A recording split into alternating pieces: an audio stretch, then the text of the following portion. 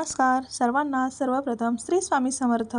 लक्ष्मीपूजनाला आपण झाडू पूजन करत असतो किंवा अशा प्रकारची जी शिराई असते तर ती आपण पूजत असतो. तर हा झाडू इतका महत्त्वाचा आहे, तर असा महत्त्वाचा झाडू आपल्याला महत्त्वाच्या दिवशीच आणायचा आहे. तर त्यामुळे झाडू कसा आणायचा, कुठल्या दिवशी आणायचा आहे आणि तो आणल्यानंतर आपल्याला त्याची पूजा कशी करायची आहे, ही अत्यंत महत्त्वाची माहिती मी तुम्हाला आजच्या व्हिडिओमध्ये देणार आहे. बघा, झाडू ही एक अशी वस्तू आहे जी सर्वांच्याच घरामध्ये असते. साफसफाई करण्यासाठी आपण झाडू जो आहे तर तो वापरत असतो आणि झाडूला माता लक्ष्मीचं रूप मानलं जातं. पूर्वी बघा, अशा प्रकारची शिराई आपण याला म्हणतो. बऱ्याच ठिकाणी काही वेगळे शब्द पण असतील, पण आपल्याकडे शिराई यामध्ये मोठी पण मिळते. पूर्वी याच्यानेच घर झाडलं जायचं. तर पूर्वी अशी ही शिराई असायची. आता आपल्याकडे झाडू असतो तर आपण झाडू आणत असतो. आमच्याकडं फडा म्हणतात. किंवा एक पूजेला म्हणून अशी एक छोटी शिराई पण आपण आणत असतो. तर ही झाडू इतका महत्त्वाचा आहे. तर झाडूबद्दल काही महत्त्वाचे नियम, या झाडूंचे महत्त्व काय आहे हे तर मी तुम्हाला पुढे सांगते.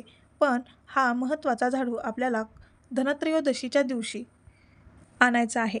धनत्रयोदशीच्या दिवशी आपल्यालाच बघा झाडू आणायचा आहे. धनत्रयोदशीच्या दिवशी बघा, बरेचसे लोक सोनं खरेदी करतात. आपल्या घरातलं ते धन पूजत असतात. तर त्याच प्रकारे बघा, झाडूमध्ये माता लक्ष्मी म्हणजे संपत्ती आणि समृद्धी असते. तर त्यामुळे झाडू जो आहे तर तो आपल्याला धनत्रयोदशीच्या दिवशीच आणायचा आहे.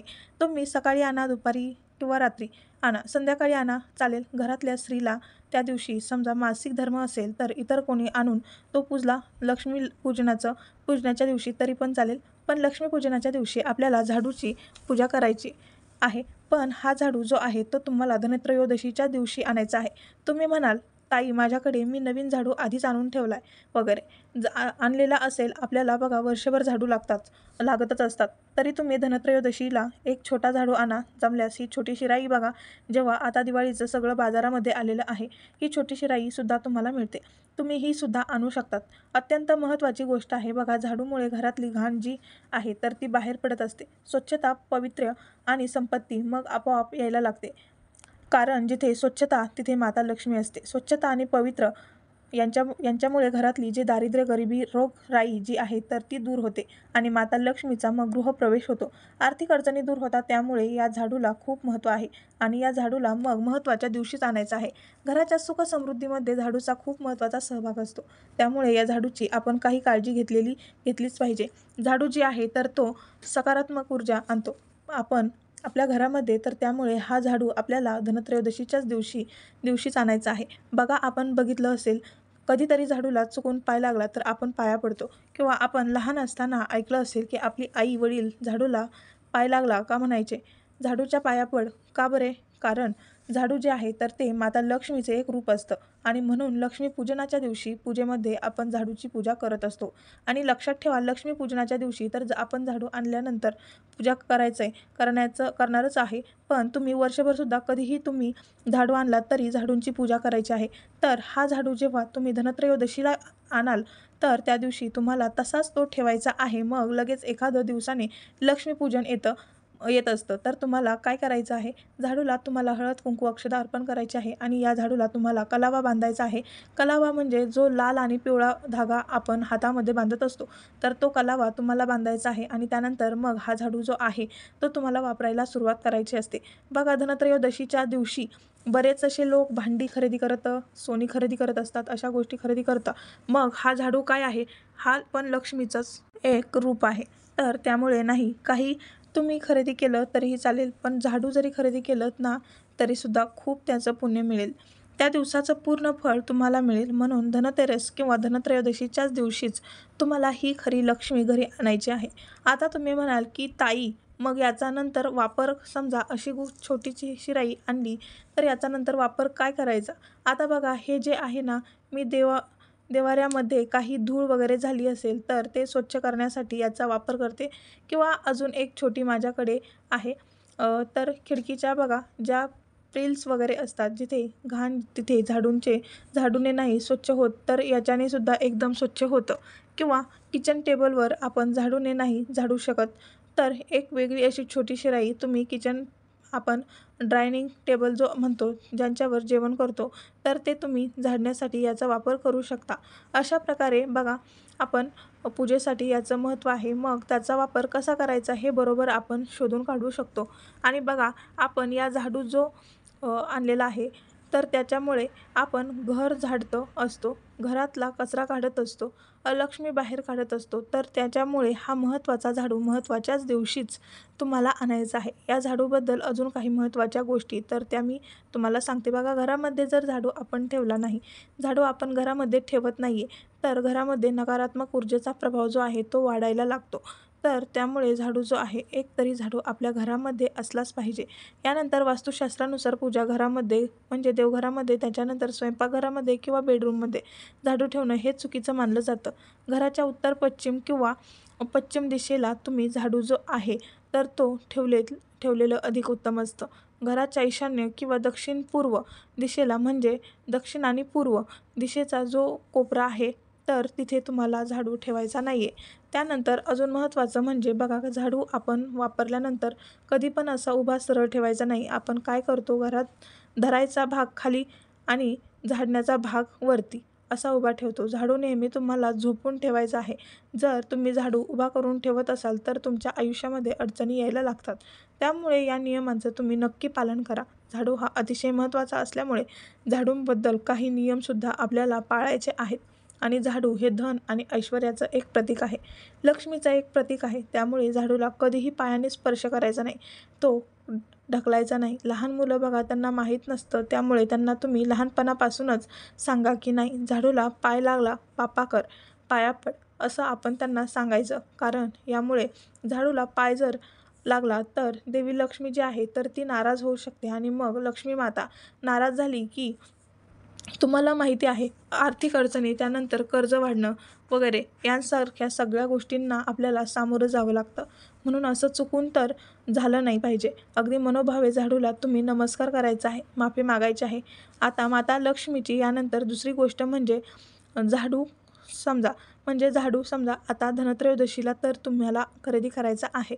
पण याच्या व्यतिरिक्त तुम्हाला समजा वर्षभरामध्ये कधी झाडू लागला तर तो झाडू तुम्ही शुक्रवार किंवा बुधवारी तुम्हाला झाडू खरेदी करायचा आहे किंवा रविवारी आणि मंगळवारी झाडू खरेदी करू नका. रविवारी आणि मंगळवारी झाडू खरेदी करायचा नाही, यामुळे लक्ष्मी रागावते. तर त्यामुळे बघा, परत सांगते, रविवारी आणि मंगळवारी झाडूची खरेदी करायची नाही, यामुळे माता लक्ष्मी रागावते. तर झाडू खरेदी करण्यासाठी सर्वात शुभ दिवस म्हणजे शुक्रवार आणि बुधवार आहे. या दिवशी तुम्ही झाडू जो आहे तर तो खरेदी करू शकतात. आणि धनत्रयोदशीच्या दिवशी ठीक आहे, तो दिवसच महत्त्वाचा आहे. तर त्यामुळे कुठल्याही वार असेल तरी तुम्ही धनत्रयोदशीच्याच दिवशी झाडू जो आहे तर तो खरेदी करू शकतात. आता बघा, दुसरी गोष्ट म्हणजे झाडूने कधी पण मारू नका. बऱ्याचशा स्त्रियांना सवय असते, काही झालं का ते मुलांनी वाईटपणा केला किंवा ऐकलं नाही की झाडूने मारतात. पण हे अत्यंत चुकीचं आहे. यामुळे आर्थिक नुकसान होण्याचा धोका असतो. यानंतर कधी पण झाडूला जोरात फेकायचं नाही आहे. समजा काही घरामध्ये काहीही कटकट वगैरे झाल्या तर कधी पण झाडूवर राग काढू नका.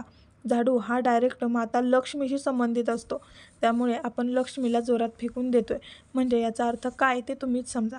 तो लक्ष्मी मातेचा अनादर होतो आणि लक्ष्मी मातेचा जर एकदा अनादर झाला तर मग खरंच आपल्याला खूप वाईट संकटांना, अडचणींना सामोरं जावं लागतं.